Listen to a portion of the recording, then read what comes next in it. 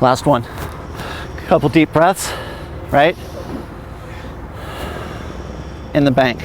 All right, 15.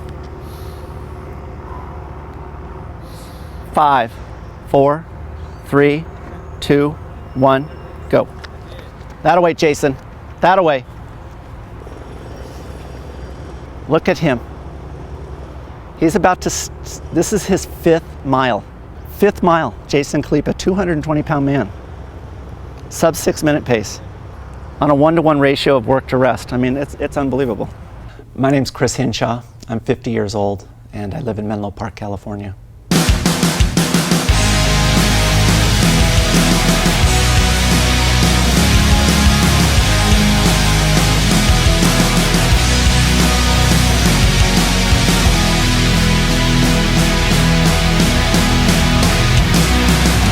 He's just like the Rich Froning of running to me. Like if Rich and I are training and Rich is like, hey, I think you should do it this way, I'm like, okay. I think you know what you're talking about when it comes to CrossFit. When Chris and I are running, he's like, I think you need to do it with this pace. I think you need to do it this way. And that's the way I'm gonna do it. When I first started working with Chris, I thought he's just a running, like kind of endurance guy. But I soon found out that he was like a legit triathlete. Like he was one of the best in the world at his time. So just makes it that much better. Like I didn't even know he had won an Ironman or had placed as well as he did in different things until I dug it out of him. The name being murmured on the crowded pier in Kailua was Hinshaw. For now it was Chris who owned the Blue Waters off Hawaii. Chris Hinshaw. Chris Hinshaw.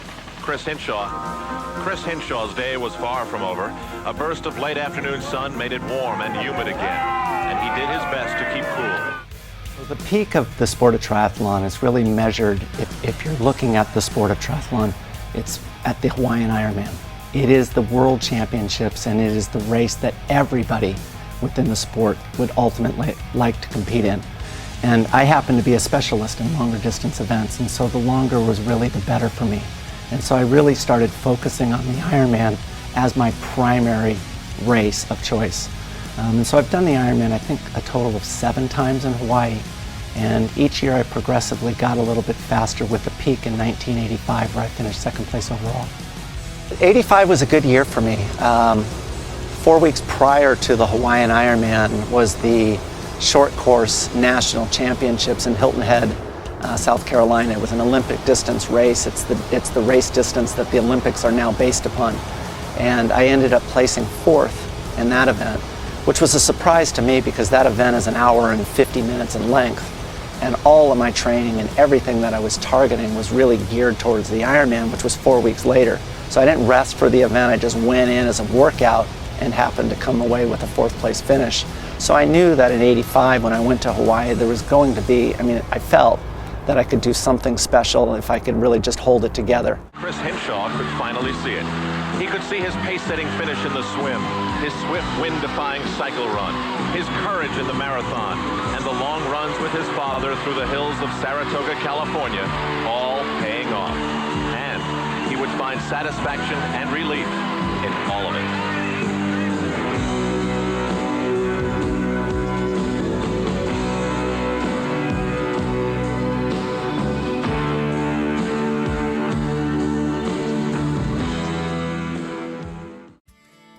When I was performing in the sport of triathlons, it was really, the belief was work on volume, focus on volume, do a tremendous volume of work at a lower intensity to compete on that level. And what we were finding is that we can compete because of that intensity every weekend. It wasn't uncommon for me to race on a Saturday and then drive to a 2nd race on a Sunday, be able to manage that kind of volume. People were racing 20, 25 races during the year. We were also finding that our normal break period, which was after the Hawaiian Ironman, you would take a 2-month break. But now races were occurring in the Southern Hemisphere, and so we would be racing year-round. And the volume was incredible. And now when I reflect back on those days and I look at what athletes are doing today, it could have been done much easier. Meaning today, in order to be competitive, you're really having to target certain races. You have to look at a race downstream, and maybe that race is 5 months from now. You may just do 2 Ironman distance races in the year and really focus and target on that one particular race. We rarely did that back then because we were doing such an incredible volume. I think now if I went back and I really worked on it, I think the value would be is using CrossFit to really create strength and to use CrossFit on my intensity side. A lot of triathletes, I know back in that day, no one was focusing on real high intensity strength programs. I never picked up a barbell before when I was doing the sport of triathlons, and I did it for 10 years. I was introduced to CrossFit for the first time. I happened to be in a meeting and Greg Almanson was there and Annie Sakamoto. And afterwards we got to talking about health and fitness, and it was Annie that she pulled me aside and she's all, I know that you've done a lot of volume in your day, and it's, she was very complimentary, and she said that, maybe if you think about this, you used all the same muscle groups over and over again, and if you focus on a program, a rehabilitation program that develops your neglected muscle groups, you could possibly become functional again. And for me, that word functional was a miracle, because here I was, in my mid-40s, and just the damage from the sport of triathlons, it had taken its toll. People ask me, they said, well, how bad could it have been? And I would really struggle getting down flights of stairs because I felt like I was brittle, and for me, those moving sidewalks in airports and I would be the guy that would be standing off to the side. It was just a struggle, and for me to be where I was and recognize where I actually was at present was difficult for me. And so this functional, which is so ironic that that's a CrossFit word, was an incredible thing for me. It was such a raw, primal, scary thing that I was seeing, because I had never picked up a barbell before, and I was so damaged, that there was I couldn't do something like that. There was no way, I couldn't. I left that day. I couldn't do it. I couldn't make myself do it. As much as I wanted to be, healthy again, it's too much. And so that night I think was one of the worst nights I've had, because you really do a lot of reflecting, and for me to sit and think of who I was and now who I actually am was tough for me. I represented nothing of who I once was, and that hurt me a lot. And so I made myself go back, and I've been going back ever since, and that was 5 years ago. I had never experienced intensity. I thought I did, but not until I was introduced to CrossFit. The intensity level at CrossFit brings about something special, and it was that intensity incorporated with my aerobic capacity work was creating levels of performance inside of me that I had never seen before. I started off, and my first mile, it was 6:20, and I went down to 6 minutes, and then the next time I tried, it was 5:25, and then went 5:08, and then went 4:58. And my 5K went down to 17:10, my 400's at 60.2, and those are numbers at 50 years old that you shouldn't be able to do. And the only thing that I am doing differently is adding CrossFit. That's it. It has been an incredible journey for me. I am shocked at, because of CrossFit, what I can do. I'm not only functional, I can do things that I could never have imagined myself doing, even back when I was a triathlete, back when I was one of the best in the world at it. It's remarkable for me, and it every day makes me happy. 5, 4, 3, 2, 1, go.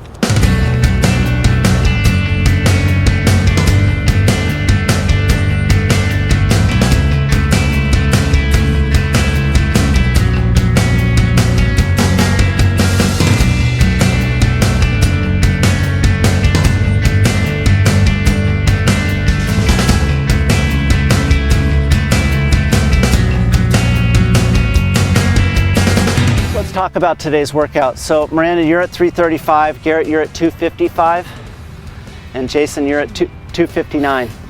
And same, well, I'm not worried, Garrett, I think you're good. And Jason, the goal again, let's not get behind, so let's not do a couple 302s. I think we should stay somewhere around 258, 259 on these opening ones. So I had known Chris for a while, for like a year or two, as a member of the gym and whatnot. And I knew that he was big into endurance, and I talked to him, I was like, hey man, when January, February comes around, I'm ready to go.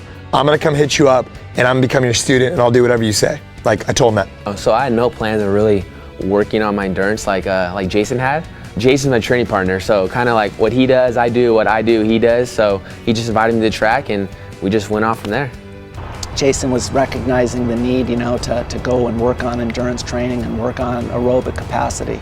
And he kind of played around with the thought for a period of time, and then January of 2013, he came to me and he said, I need to work on my weakness. And so I told him, I said, you know what, I will do whatever it takes to make you into the best possible endurance athlete. I mean, here's the thing. If I was to say that my endurance training was the only thing that got me on the podium, right, or the second place, I think, that's obviously you can't really claim that. It's not the only thing. But here's what it did do. It transferred over really well. So for a guy like me, I looked at my results from 2012. I placed top 10 in every event, except for the endurance events. I finished like 40th in each of those. To me, I was the only guy who finished in the top 10 of the CrossFit Games who had that much of a glaring hole. So to me, it was like, okay, if I could finish that one hole, if I could fix that, that's gonna put me right to the top. And you wouldn't think that any running event, Jason Kleeman would be up towards the top. It just doesn't seem probable. You look at his form and technically everything is wrong on paper, but yet his mental strength is just so strong and he's put so much time in on his run that he's actually up there with actual runners now. And that's what's so impressive about Jason right now. So yes, my endurance, my aerobic capability got better, no question. My technique got better, no question. I think the biggest thing that I learned from doing all this work with him is pacing appropriately and how much that really makes a difference. So Garrett, on the other hand, is an unbelievably talented runner. He will run under a 5-minute mile next year. 23, 24, 25, 26. Wow, nicely done. It was very fortunate that I did all this because if you look at the games, there was a lot of running and there was a lot of longer events. Chris helped me tremendously, like on the row, Naughty Nancy, the burn and run, all that. Everything Chris did, it helped me in every single workout. Like pacing, really teaches pacing, and that helped me. I would definitely give him a lot of credit for how well I did at the games. There's a lot of coaches out there who get in a position of popularity in CrossFit who don't necessarily have the background that you do. What I liked about Chris is he doesn't just talk it, he walks it. And that's what I think is really important in any sport, right? I think it builds some respect that you can't create, you have to earn it.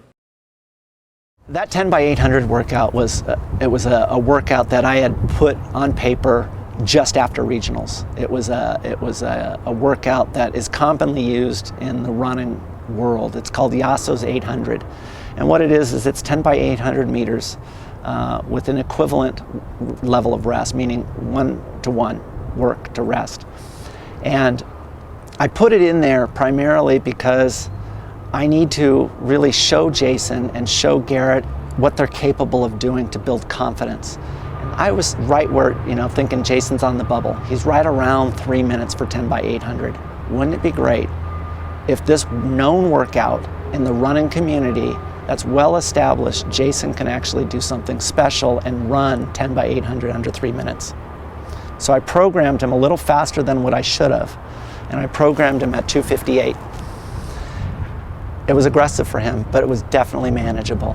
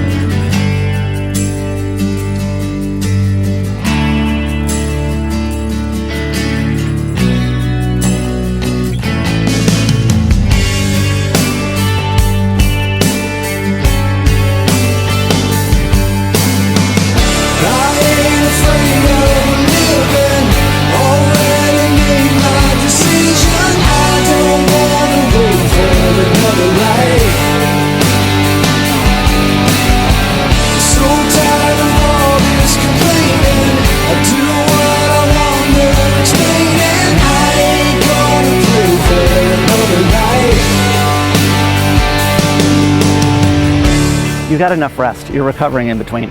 Your opening 400 looks very steady. It looks very controlled. A 2-second negative split on that is outstanding. Outstanding. Jason, you got this, man. You got this. One more and we'll be at 7. One more, we'll be at 7. 52, 53, 54. Holy, what is going on? All right, so on this one, right, so not every 100, just go 400 and see where you are.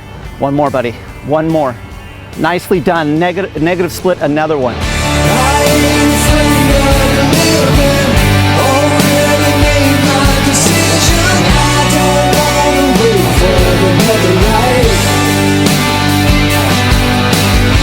So you could see him struggling. I mean, he is fighting for this thing. And you could see it in his upper body, so he goes back to his old ways. A lot of overstride, but he's pushing. 4, 5, 6, 7, 8. Woo! 258. 258. Wow. That was it. He is done. Unbelievable. And it was a huge confidence boost. I mean, it was for Jason to be able to sit down on paper and look at his numbers and look at his results. And no one can take that away. Once it's on paper and you did it, it's real. And he'd go through, and it was such a boost for him to be able to sit there and go, you know what? I came on the track and did 10 by 800 and held 258. I'm ready. And that was 2 weeks prior to the games.